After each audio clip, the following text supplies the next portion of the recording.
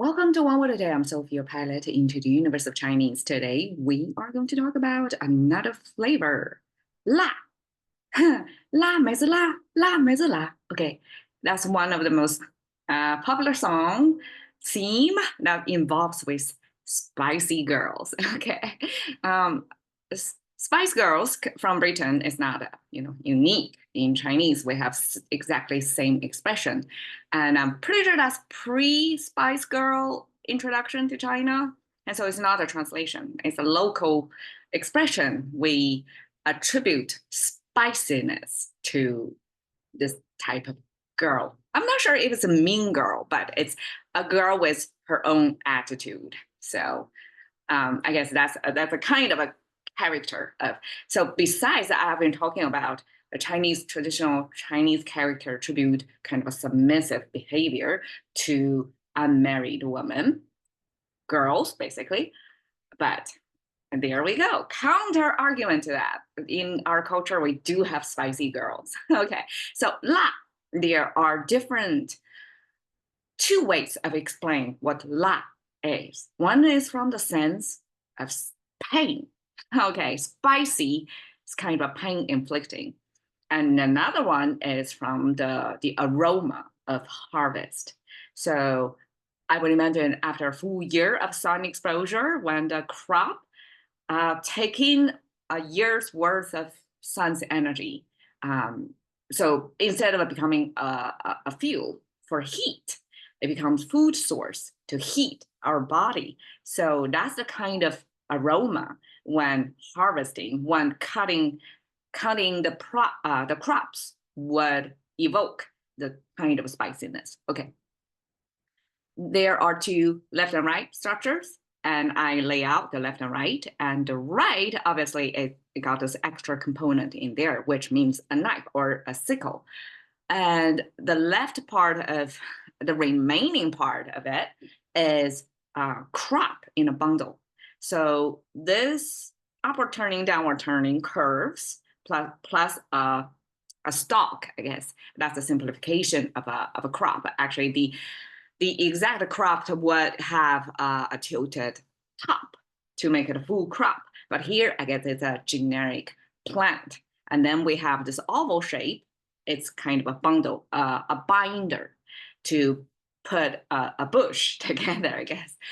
So for harvesting, well, I'm kind of third generation who live off farm. Actually, the second generation. My parents' generation work in a family, in the factories, but my grandparents' generation, they work on the farm. So I have little exposure of farming activities.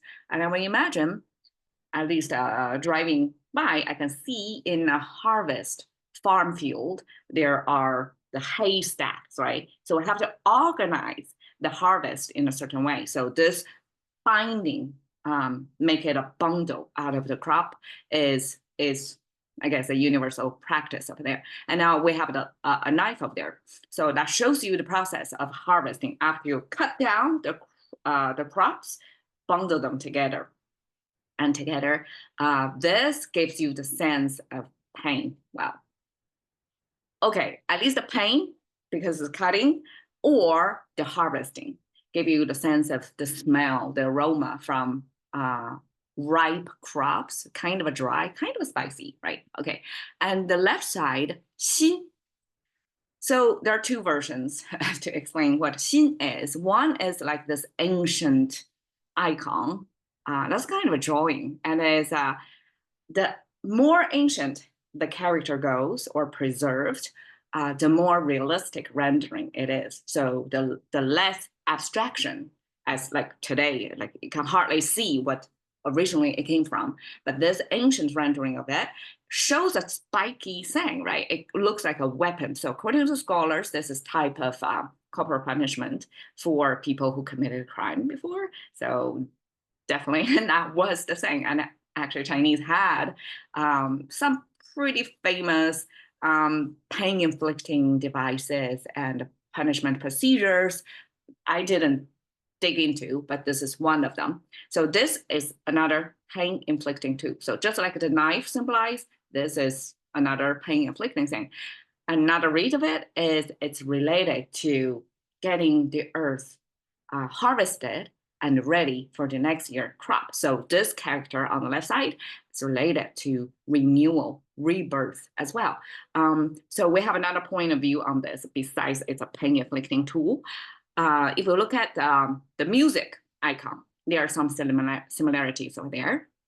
We have this shape, right, with a vertical line on that. That means entering into. So in terms of the music icon making, we have entering the mouth, which symbolizes it's the tongue. That's deduction, right? And then we have two horizontal lines. I explain it as the sound bars diminishing over time and time and space.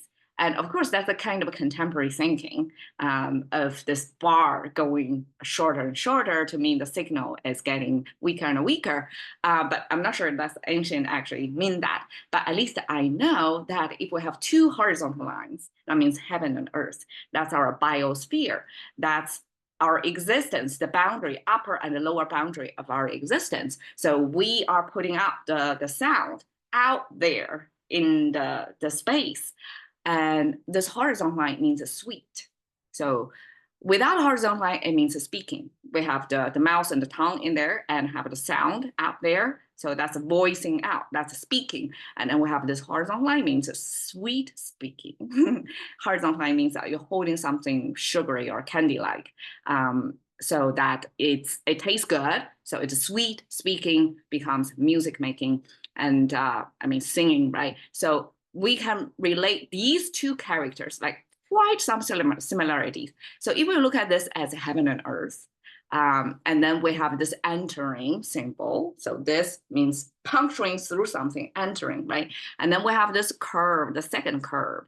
I will explain that as an entering of the earth, almost like the ground level. And even if it's a curve, upward turning, it could be a stylized curve. So it simply means entering the earth, the bottom line. And it's associated with harvesting because when entering, that means a full year's crop is done. You harvest it, the earth got cleared out. And then you have the biosphere, the nutritions, the suns, and the rotten stuff, I guess, however you want to fertilize your farm to lay nutritions on the earth again, so that next year it can grow, or however long the farming activity deem the earth is ready to give rebirth again, to reproduce again.